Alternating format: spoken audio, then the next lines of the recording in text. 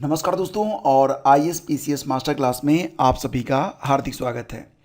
तो RO ARO और खंड शिक्षा अधिकारी ये दो वैकेंसीज हैं जो कि यूपीपीएससी की ओर से अगली वैकेंसी होंगी, यानी कि इनका जो नोटिफिकेशन है वो बहुत जल्दी जारी कर दिया जाएगा।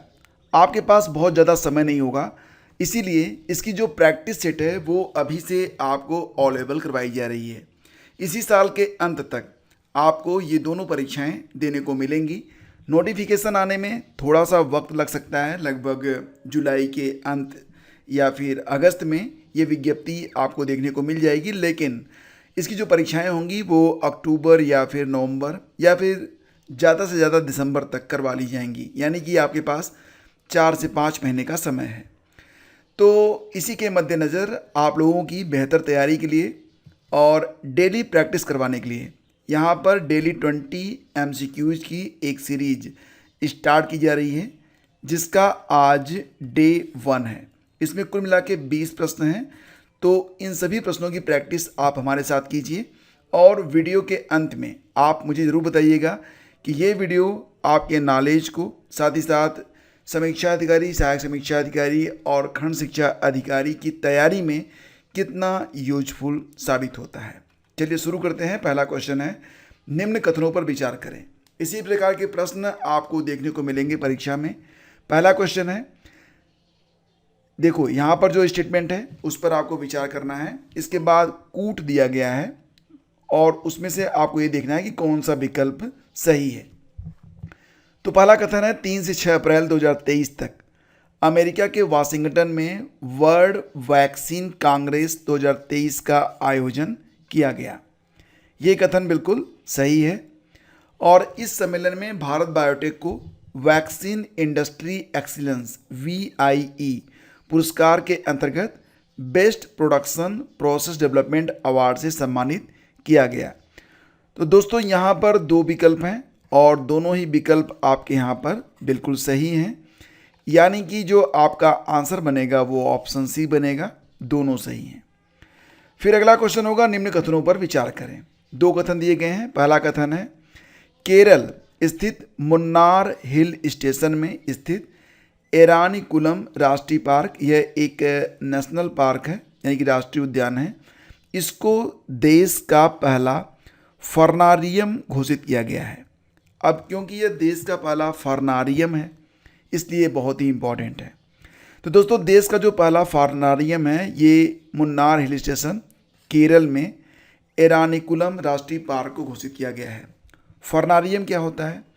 यह एक वनस्पति उद्यान या संलग्न है जो फर्न के विकास और प्रदर्शन को समर्पित है। दोनों ही कथन यहाँ पर बिल्कुल सही हैं, इसलिए जो आपका आंसर होगा वो बनेगा ऑप्शन सी। अगला क्वेश्चन है, हरित भविष्य के लिए स्वच्छ ऊर्जा पर G20 विज्ञान शिखर सम्मेलन कहाँ पर आयोजित किया गया? जैसा कि फ्रेंड्स आप लोग जानते हैं, भारत इस साल G20 की अध्यक्षता कर रहा है, जिसके लिए पूरे भारत में बैठकें चल रही हैं। तो G20 विज्ञान शिखर सम्मेलन हरित भविष्य के लिए स्वच्छ ऊर्जा पर आयोजित किया गया था। कहाँ पर? दिल्ली, अगरतला, हैदराबाद या फिर अहमदाबाद? देखो फ्रेंड्स, ये अगरतला में आयोजित किया गया था। अगरतला जैसा कि आप जानते हैं यह त्रिपुरा की राजधानी है। तो ऑप्शन बी आपका यहाँ पर करेक्ट है। Semi high speed train Vande Bharat express का संचालन करने वाली हाल ही में एशिया की पहली महिला लोको पायलट कौन बनी है? दोस्तों ये प्रश्न अभी हाल ही में वीडियो री एग्ज़ाम में भी पूछा गया था और इनका नाम है सुरेखा यादव। ऑप्शन ए आपका यहाँ पर बिल्कुल करेक्ट है। देखो फ्रेंड्स, सुरेखा ये 1998 में पहली महिला ट्रेन ड्राइवर बनी थी। ये भी रिकॉर्ड इन्हीं के नाम है। और वंदे भारत ट्रेन का संचालन सुरेखा यादव ने मुंबई से सोलापुर स्टेशन और छत्रपति शिवाजी टर्मिनस के बीच में किया है। दोनों कथन इंपॉर्टेंट है। अगला क्वेश्चन है, विश्व वायु जागरूकता रिपोर्ट 2022 में PM 2.5 के स्तर के मामले में दुनिया के 50 सबसे प्रदूषित शहरों की सूची में कौन सा भारतीय शहर दूसरी सबसे प्रदूषित राजधानी के स्थान पर है? विश्व वायु जागरूकता रिपोर्ट 2022, इसको ग्रीन पीस ने जारी किया था।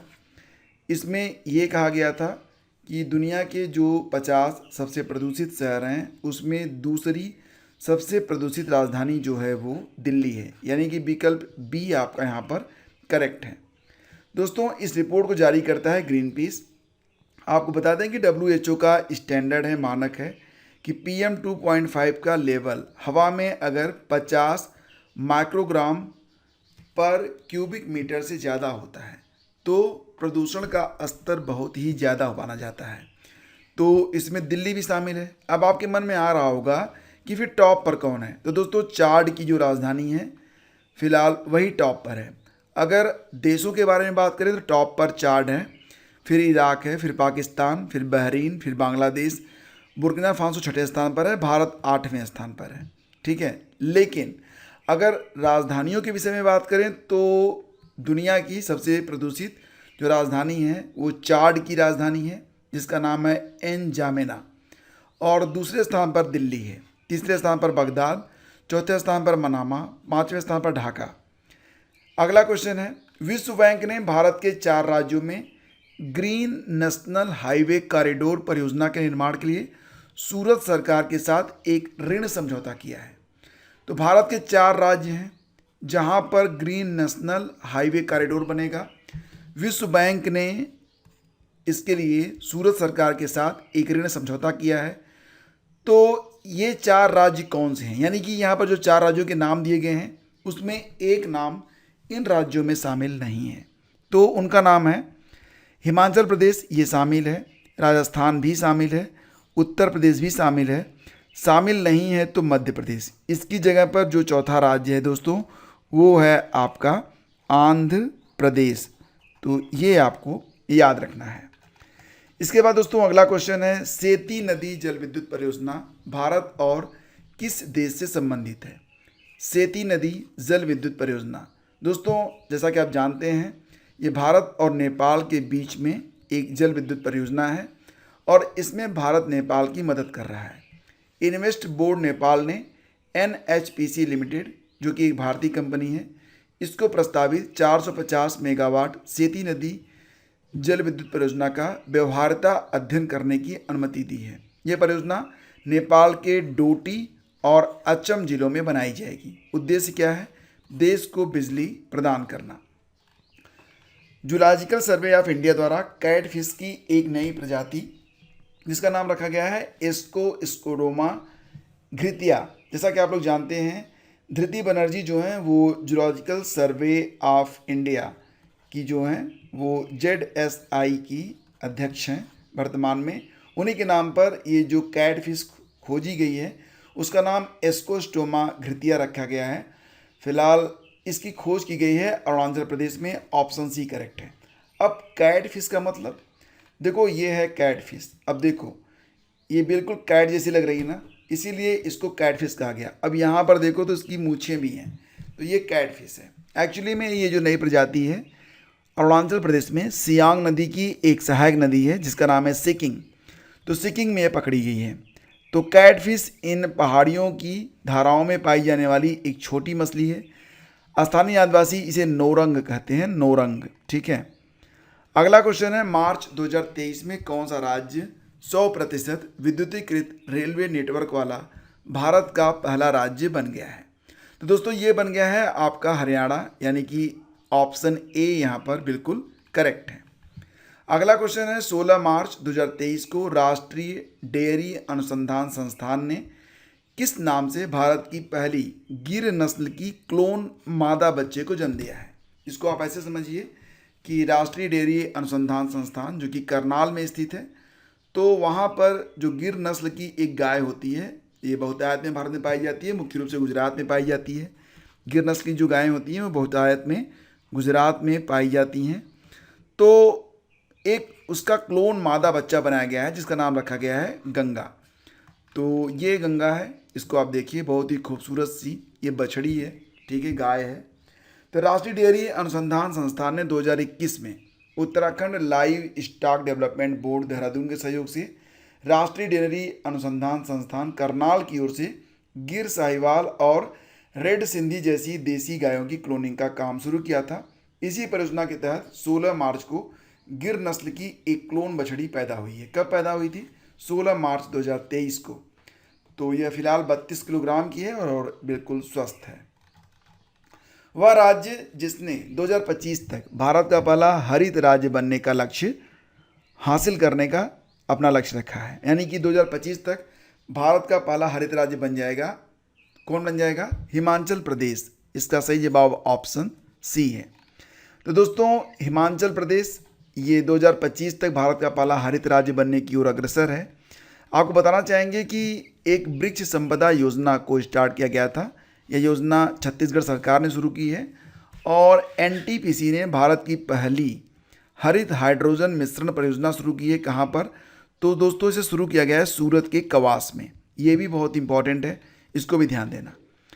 किस राज्य सरकार ने गंधमर्दन हिल रेंज को बायोडायवर्सिटी हेरिटेज साइट यानी कि BHS घोषित किया है?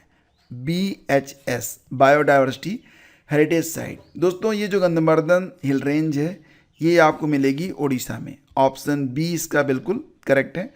ये है गंधमर्दन रेंज।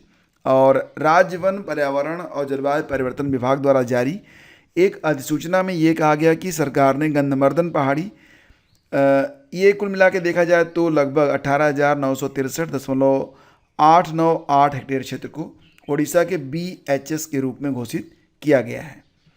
अगला क्वेश्चन है, संयुक्त राष्ट्र दिवस कब मनाया जाता है? बताओ। संयुक्त राष्ट्र दिवस दोस्तों प्रतिवर्ष मनाया जाता है 24 अक्टूबर को। इसका सही जवाब ऑप्शन बी है। तो इसका आयोजन 1948 से प्रत्येक वर्ष 24 अक्टूबर को किया जा रहा है।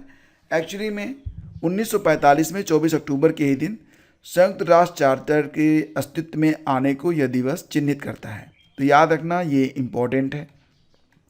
निम्नलिखित में कौन सा त्यौहार तमिल नववर्ष के रूप में मनाया जाता है? तो दोस्तों, तमिल नववर्ष के रूप में मनाया जाता है रम्मान पुथांडू गरिया पूजा में। सही जवाब ऑप्शन बी है, पुथांडू।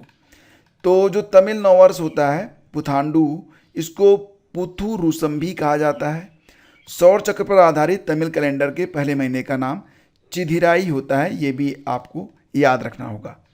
हाल ही में चर्चा में रहा एक्वेरियन संबंधित है किससे? एक नए समुद्री जीव से, डोडो की एक नई प्रजाति, भूटान के एक नए संचार उपग्रह से। एक्वेरियन का नाम आते ही आपके दिमाग में आ गया होगा कि यह एक ज्वाइंट मिलिट्री एक्सरसाइज है, सैन्याभ्यास है, जो कि भारत और मालदीव की सेना मिलकर करती है। अभी हाल ही में इसका आयोजन किया गया। कहाँ पर किया गया था? उत्तराखंड के चौबटिया में 11 से 24 जून के बीच में। वैश्विक आर्थिक संभावना रिपोर्ट 2023 के अनुसार वर्ष 2023 में भारत की विकास दर कितने प्रतिशत रहने का अनुमान है? तो वैश्विक आर्थिक संभावना रिपोर्ट 2023 इसके अनुसार 2023 में भारत की विकास दर रहेगी 6.3%, यानी कि आपका जो विकल्प डी है यही सही रहेगा।